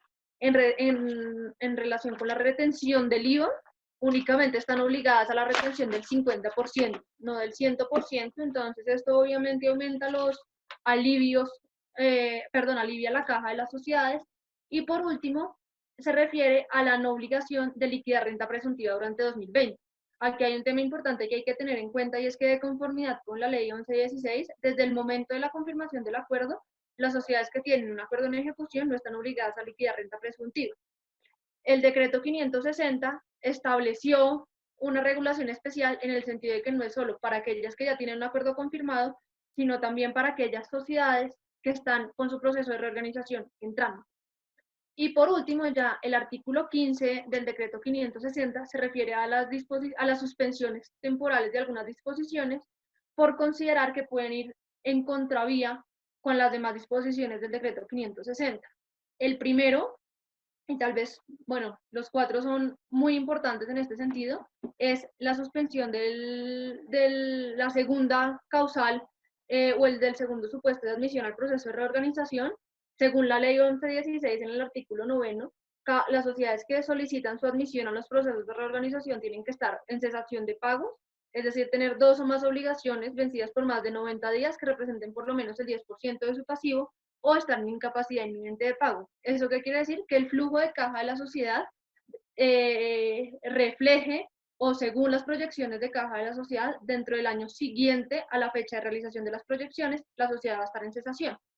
Entonces, la primera parte del artículo 15 establece que dentro del término de vigencia del decreto, es decir, hasta el 15 de abril del 2022, no habrá lugar a la solicitud de admisión a procesos de reorganización ordinarios bajo el supuesto de incapacidad inminente de pago. Es decir, que si una sociedad se está viendo muy apretada y está buscando alguna alternativa, digamos, para salir adelante, podría acudir al proceso de negociación de emergencia o al procedimiento de recuperación en cámaras de comercio, pero no podría solicitar la admisión al proceso ordinario de reorganización empresarial. Por otro lado, también suspende los artículos 37 y 38 de la ley 1116, en la medida que durante el término de vigencia del decreto, la Superintendencia de Sociedades o el juez de concurso no podrán decretar la apertura de un proceso de liquidación por adjudicación ante el fracaso de un proceso de reorganización. Eso, por supuesto, no afecta a las sociedades cuyo proceso de liquidación por adjudicación ya se inició o ya se ordenó, sino para aquellas cuyos procesos de reorganización fracasen desde la fecha de expedición del decreto. Otro tema que también es particularmente importante para las sociedades en estas épocas, y es que se suspende por el término de 2 años el artículo 457 del Código de Comercio y el 35 de la Ley 1258 en lo referente a la causal de disolución por pérdidas. El decreto no especifica qué se entiende por esta suspensión, pero lo que se cree que aplicaría en este caso es que, en primer lugar, si a la sociedad si no se ha decretado, que la Asamblea no ha decretado que la sociedad está en causal de disolución, no habrá lugar a decretar la existencia de la causal de disolución durante estos 24 meses, y en caso que la Asamblea ya hubiera decretado la causal de disolución por pérdidas y estuvieran corriendo los 18 meses, el plazo que quede para que se cumplieran esos 18 meses para que la Asamblea tome las medidas tendientes a enervar la causal de disolución se entenderán suspendidos en el tiempo. Esa es la interpretación que se le ha venido dando, pero lo cierto es que el decreto no especifica si aplica para las que la causal no se ha decretado, para las que ya se decretaron o para las dos. Y por último, es importante tener en cuenta que el numeral quinto del artículo 19 del Código de Comercio establece a los comerciantes la obligación de denunciar cuando está en cesación de pagos. Entonces, lo que dice el artículo 15 es que esta obligación, las sociedades están exentas de cumplir con esta obligación siempre que la cesación de pagos se hubiere dado por los motivos que motivaron la declaración de la emergencia de conformidad con el artículo 215 del Código de Comercio. 215 de la Constitución. De la Constitución, perdón. Bueno, ¿eso es todo? Bueno, apreciados colegas, amigos de todas partes, esto es lo que tenemos que decir. Por lo pronto, es una presentación panorámica. La vemos, la verdad, con buenos ojos. Nuestra visión académica, teórica, por lo pronto es bastante satisfactoria. Lo importante es que termine siendo útil en la práctica para que los fines que se persiguen, yo creo que está bien concebida y los resultados los evaluaremos prontamente.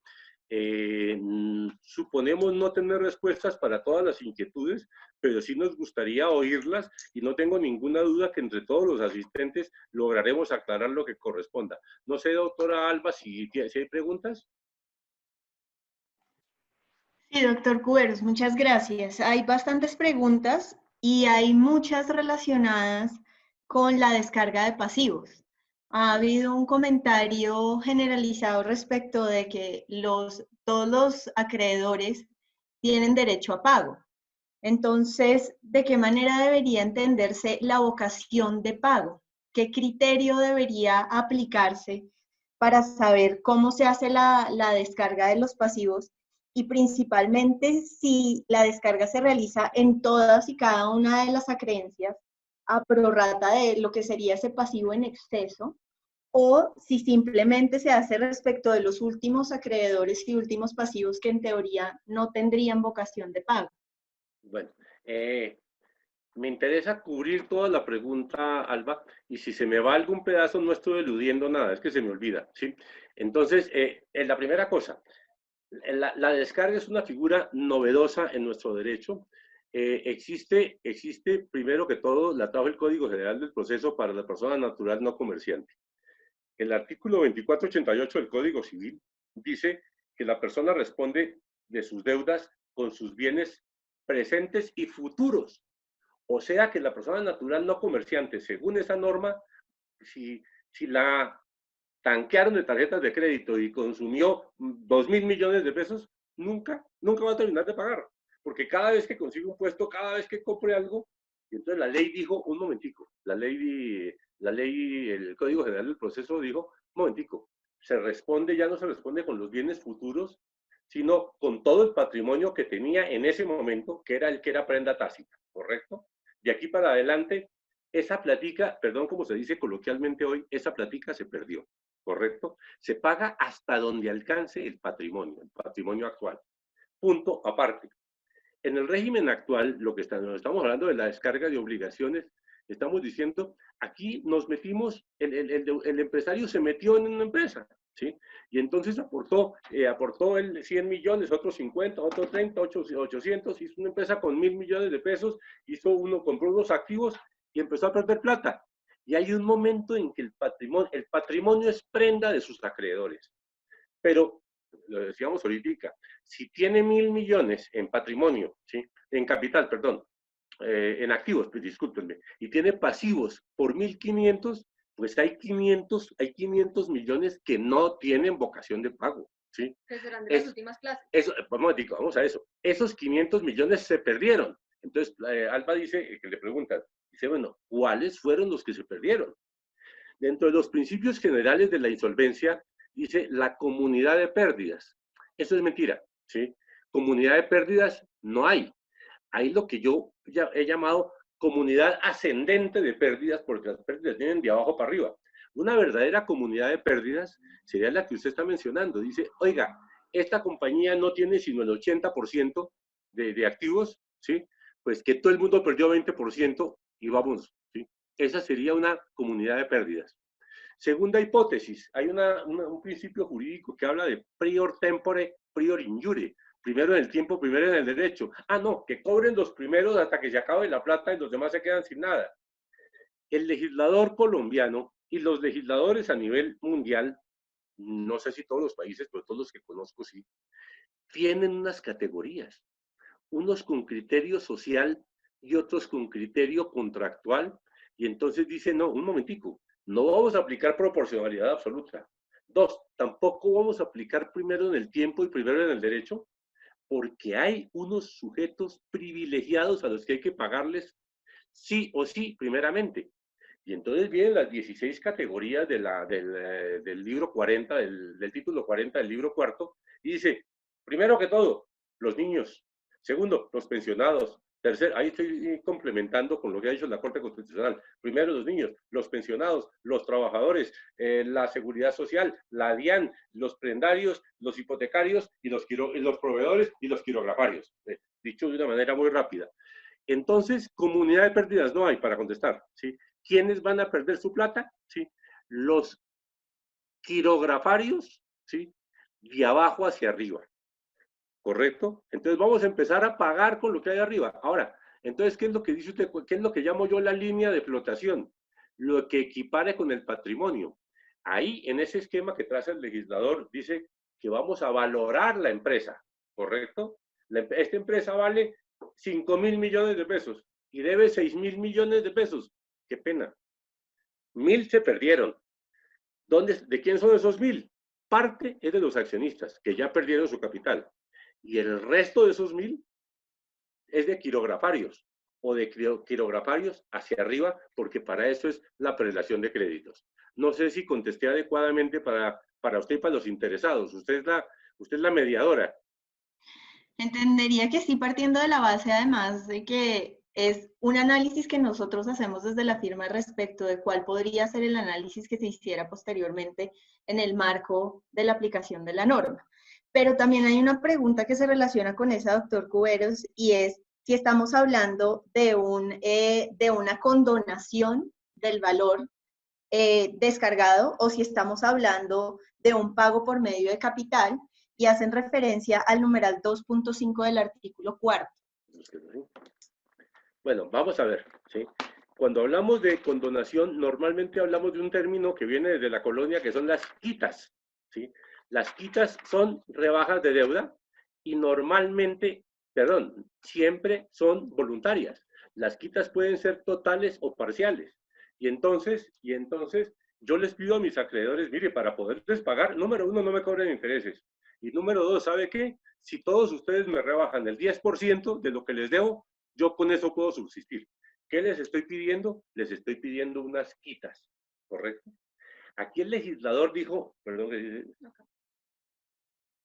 bueno, ya entendí. Aquí el legislador dijo fue lo siguiente, oiga, miremos la línea de, qué pena la expresión, es que me gustó mucho, es mía, pero me gusta mucho, ¿sí? Miremos la línea de flotación, ¿sí? ¿Cuánto vale la empresa? ¿Cuánto es lo que está sobreaguando? ¿Sí? Y dice, eso vale 10.000 millones, ¿sí? Y entonces, ¿quiénes tienen vocación de pago? Entonces venimos de arriba para abajo, ¿sí? Trabajadores, la DIAN, la seguridad social, los prendarios, los hipotecarios, hasta donde nos llegue, y de pronto algo para los quirografarios. Los quirografarios sí van a prorrata, ¿sí? Los demás vienen en orden y los quirografarios van a prorrata. Entonces el legislador dice, señora empresa, ¿quiénes tienen vocación de pago? Tienen vocación de pago los que lleguen hasta su línea de flotación, ¿correcto? Lo que hay de aquí para abajo, estos ya no tienen vocación de pago. Ahí tenemos, por una parte, la valoración de la empresa, y por la otra parte, tenemos los pasivos. Y dice, los pasivos alcanzaron hasta aquí. Todo eso no es ni blanco ni negro, porque existe una posibilidad que se den las liquidaciones, que alguien rechace lo que le adjudican, estoy poniendo un ejemplo, ¿sí? Y entonces ese bien adjudicado pasa al que sigue en turno. Entonces, la figura es primera vez que veo yo en mi larga vida que se habla de vocación de pago en un proceso concursal, pero es para aquellos para los cuales alcance el activo, que va a tener que hacer el juez concursal unas interpretaciones, unos ajustes, etcétera. Sí, pero ¿tienen vocación de pago? Sí, aquellos para los cuales alcanza el activo, en este caso, el valor que pagan por la empresa según la prelación de créditos. Entonces, ¿no estaríamos ante una obligación postergada? No está postergada. Los postergados están en el artículo 69 de la 1116, que es a quienes traten de cobrarse por su propia mano. Quienes terminen los contratos. Quienes terminen los contratos, en fin. Pero no, esto después está postergado. estos es que no están postergados. Es que estaba preguntando el artículo este. Ojo, muy importante. ¿Qué fue lo que pasó aquí? Aquí llegó un inversionista y compró la empresa. ¿Qué compró? Todo lo que había sobre el agua. Lo que estaba debajo del agua, eso ya no existe, ¿correcto? Y esa plata que puso, ¿para dónde va? Esa plata que puso es el nuevo capital de la empresa, ¿correcto? Eso es la nueva composición accionaria. Para eso puso la plata. Gracias, doctor Cuberos. Cambiando un poquito de tema, nos preguntan si la violación de los criterios que se establecen en el artículo 3º respecto de pago de pequeñas acreencias y proveedores, si la violación o el incumplimiento de los criterios que se establecen ahí como límite podría dar aplicación a las sanciones que se prevén en el artículo 17 de la ley 1116 y en los parágrafos de ese mismo artículo. Pues en principio sí, en la medida que como ya lo habíamos dicho, el decreto no reemplaza lo establecido en la ley 1116 y además las sanciones establecidas en el 17 hacen referencia a la realización de pagos sin autorización, saltarse la prelación de los acreedores y demás. Entonces, en principio, si bien el decreto 560 no lo establece de manera clara, sino que únicamente dice que habrá lugar a la responsabilidad solidaria de los administradores en caso de violación a lo establecido en el artículo y a las prohibiciones ahí establecidas, creeríamos que sí hay lugar a extender las sanciones del artículo 17 como la ineficacia y la postergación a este tipo de pagos que violen las limitaciones ahí establecidas. Para mí está clarísimo. Hay la ineficacia, la postergación, las sanciones a los administradores y la responsabilidad solidaria por la plata que quede faltando.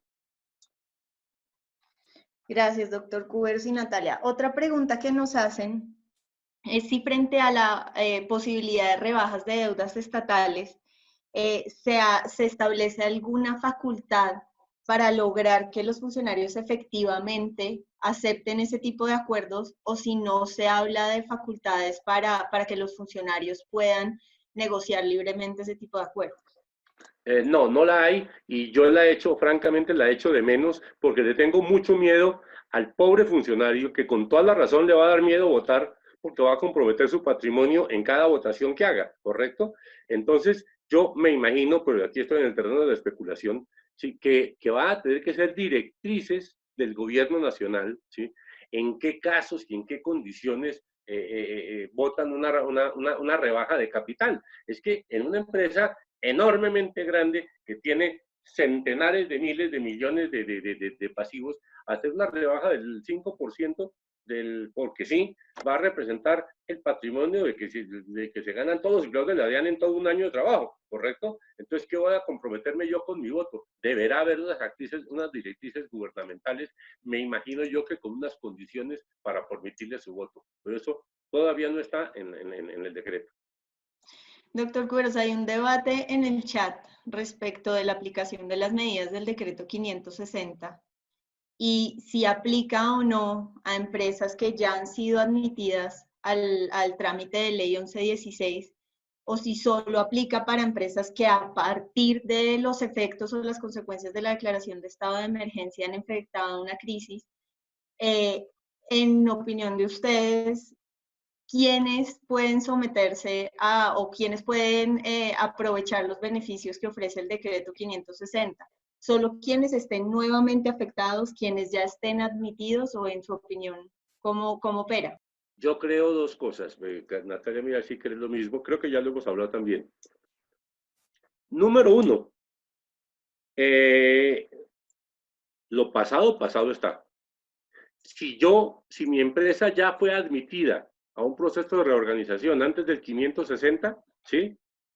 Pues ya se quedó con las normas del 560. Ahora, todo lo nuevo, las normas procesales nos dicen que los procesos que se iniciaron con una vigencia, la vigencia de una norma determinada, continuarán bajo el amparo de esa norma, ¿sí? Y solamente los que se inicien después arrancarán bajo el amparo de la nueva norma, ¿correcto? Pero aquí, ¿qué estamos haciendo? Digo lo que estamos haciendo nosotros en la firma y por qué lo hacemos. Nosotros le hemos preguntado a nuestros clientes, oiga, usted, de los que están tramitando 11, 16 y de los ya admitidos, le decimos, a usted en qué lo está afectando, o en qué el coronavirus, perdón la coloquialidad, a usted qué le pasó en la práctica, porque es que el coronavirus es una fuerza mayor, yo no tengo ninguna duda, pero no afecta a todo el mundo por igual, ¿correcto? Las fuerzas mayores tienen la particularidad de tener que personalizarse para cada caso concreto. Es que hubo un derrumbe en Manizales, ¿eso es fuerza mayor? Claro que es fuerza mayor. Pero ¿será fuerza mayor para mí que estoy aquí en Bogotá? Pues no, era para el señor del camión que no pudo transitar de Manizales a Cajamarca, ¿correcto? Pero esa es la misma fuerza mayor, pero con distintos efectos. Entonces nosotros le estamos preguntando a nuestros clientes, ¿usted está afectado? ¿En qué medida está afectado? ¿Por qué está afectado?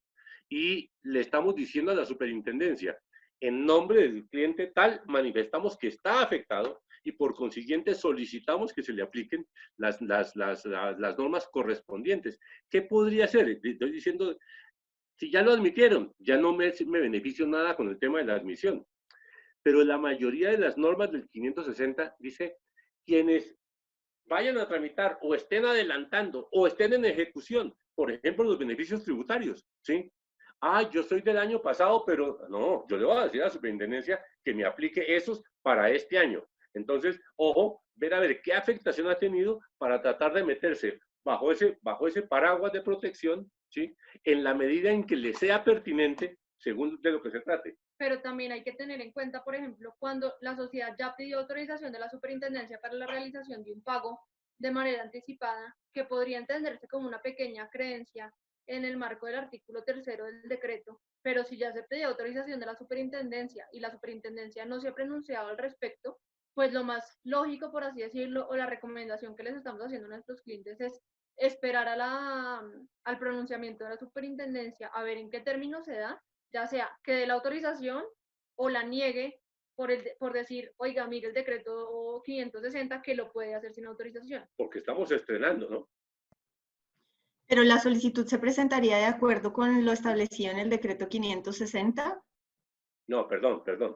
Es que el 560 nos dice que esas son, las pequeñas acreencias son sin autorización y hasta el 5% del pasivo total.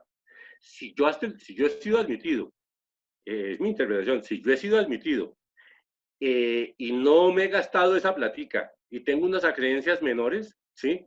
Yo digo, estoy damnificado por el decreto y voy a pagarle a los acreedores hasta el 5%, ¿correcto? Salvo que ya se haya pedido autorización para realizar. Si ya pedí autorización, ya estoy acogiendo un paraguas distinto, pensaría yo.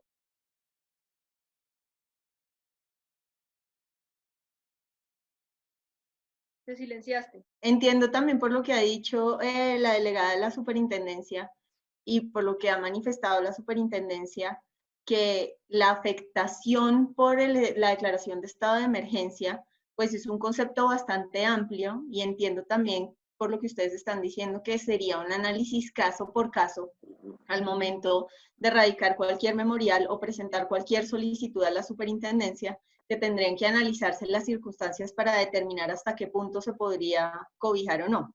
Exacto. Correcto. Mire, hemos visto gente que trata de ampararse en el coronavirus para las cosas más diversas, ¿sí? Y decirle a su arrendador, mire, no le voy a pagar más arriendo, ¿sí? Porque estoy por el coronavirus. No, un momentico, perdón, usted está seriamente afectado, usted conservó su puesto, ¿sí? Usted tiene todos sus mismos derechos, no es una afectación, no se da la fuerza mayor, se da per se, afecta a cada persona de manera distinta y la Corte Suprema lo ha dicho reiteradamente. Ok. Otra pregunta que teníamos era, ¿qué clase de derechos son los que pierden los acreedores internos, los accionistas de la compañía?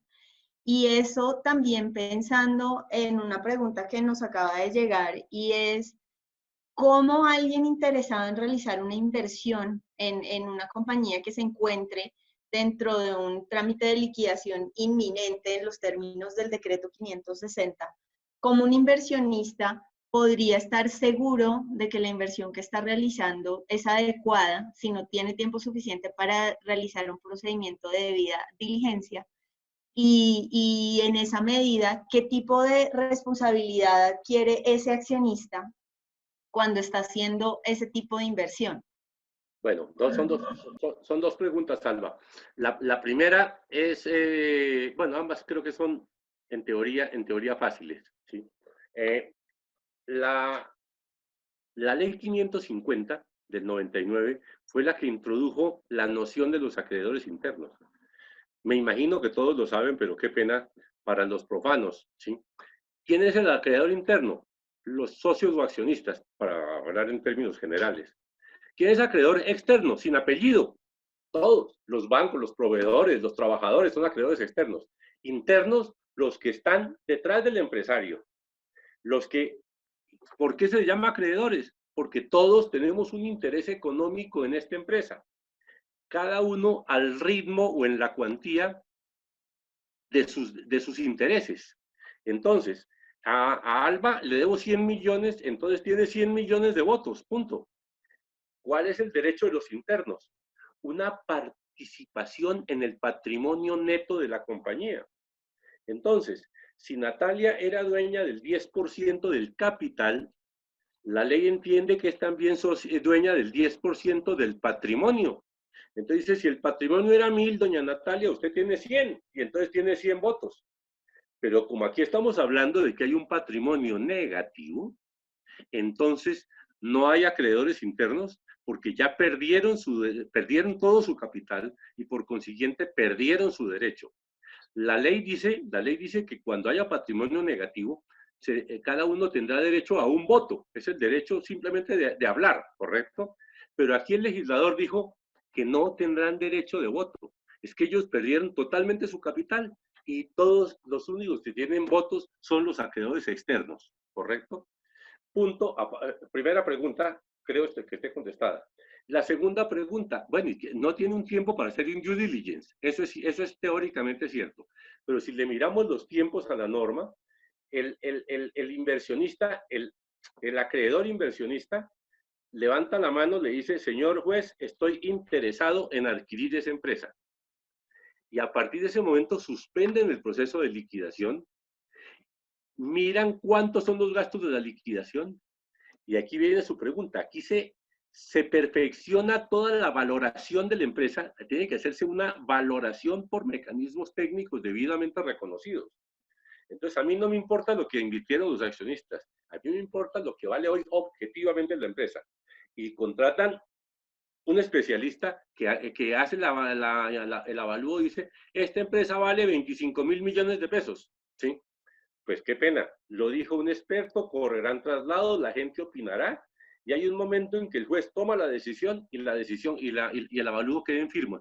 Vale 25 millones, señor. ¿Mantiene su intención? Si mantiene su intención, deposite el dinero. Perdón, 25.000 millones que vale la empresa, más unos pasivos laborales y ¿sí? Y entonces unos pasivos, dice todos los pasivos, menos 3.800 de pasivos, vale 21.200 pesos, vale, señor, ¿los pone o no los pone? Los tiene que depositar y esa persona en efecto no ha hecho un due diligence, pero le ha creído una valoración técnicamente efectuada, ¿sí? Que ha tenido oportunidad como acreedor además de contradecir, ¿sí? Que de pronto se está montando en la que no es otra cosa distinta. Pero yo no tengo duda, un avalúo bien hecho y un banquero de inversión y un fondo de capital, ellos saben cuánto vale la empresa y qué posibilidades tienen de sacarla adelante. Yo me sentiría cómodo. No sé si le contesté. Espero que a quien formuló la pregunta sí le haya quedado clara la respuesta, si no, pues igualmente saben que nos pueden contactar a través de nuestros correos electrónicos para atender cualquier consulta. Otra pregunta que nos hacen es que al suspenderse la liquidación por adjudicación y no aplicarse los artículos 37 y 38, si es posible seguir aplicando el trámite de liquidación judicial. Un momentico, es que el 37 y 38 decían que cuando fracasaba el trámite, ¿sí? De un proceso de reorganización, no se designaba un liquidador, sí se designaba, pues, no se un liquidador que salga a hacer ventas, sino que automáticamente procede liquidación por adjudicación. Ese lote, voy a asignarlo el 14% para esto, el 3% para esto, el 8% para esto, asignar los activos de la empresa, ¿sí?, a terceros, a los acreedores, perdón, ¿sí? Lo que se suspendió con este decreto, ojo, suspendido durante 24 meses, fue la liquidación por adjudicación en esos procesos. Pero todavía se puede pedir la solicitud de inicio de un proceso de liquidación Correcto. judicial en los términos de la 1116. Fue ese bachecito, eso que dice Natalia es muy importante. Esos dos artículos se suprimieron, que era adjudicar de una. Todo el resto del procedimiento se puede seguir haciendo. Y por último, para ajustarnos al tiempo que teníamos dispuestos y no abusar del tiempo de las personas que nos acompañan, nos hacen una pregunta y es, en criterio de ustedes, ¿cuál es el mayor vacío que tiene esta norma o cuál es la falla y qué otras alternativas de salvamento, si no fuera el decreto, podrían utilizarse para el salvamento de las empresas? Yo creo que se me ocurre así al rompe 2 o 3 cosas. La primera, hay algunos puntos del decreto que están sujetos a reglamentación. Le tengo miedo a las reglamentaciones. Y repito, el decreto me gustó bastante, me parece bastante bueno, ¿sí? Le tengo miedo a las reglamentaciones, que a veces hay reglamentaciones que entran a desbordar lo reglamentado, lo cual es ilegal, pero sucede. Otro, le tengo miedo a que esos decretos se demoren en el tiempo, ¿sí? O que no resulten adecuados, o que desborden, o que no se den el tiempo. Y tercer tema que le tengo un poco de miedo es, de que lo echo de menos. Los abogados me entenderán, los no abogados no, yo soy autonomista. Existe un principio que es el de la autonomía de la voluntad, que uno puede hacer en derecho civil y comercial, en derecho privado, puede hacer todo lo que no le esté prohibido, ¿correcto? Entonces, a mí que se diga que aquí podemos hacer capitalización de pasivos, o que podemos hacer deuda sostenible, etcétera, me parecen unos ejemplos importantísimos y valiosísimos. Yo quisiera que le hubieran dejado libre de ataduras a la autonomía de la voluntad. El legislador nunca ha sido apto para crear figuras jurídicas, para crear negocios, ¿sí? Se ha dedicado a darle forma a un negocio que ya existe.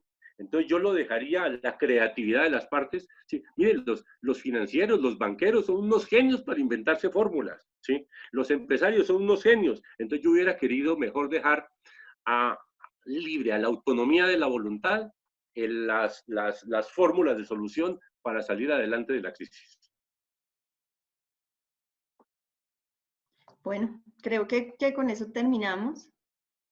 Muchas gracias, Natalia y doctor Cuberos. Muchas gracias a quienes nos acompañaron hoy. En todo caso, vamos a estar revisando las consultas. Si hay algo que queda por resolver, con gusto lo atenderemos. Sabemos que nos han hecho bastantes comentarios, tal vez de precisión de algunos temas que se tocaron, los cuales también tendremos en cuenta y les agradecemos mucho. Y pues, por favor, no duden en contactarnos para atender cualquier inquietud que puedan tener. Muchas gracias, Alba, y muchas gracias a todos los asistentes.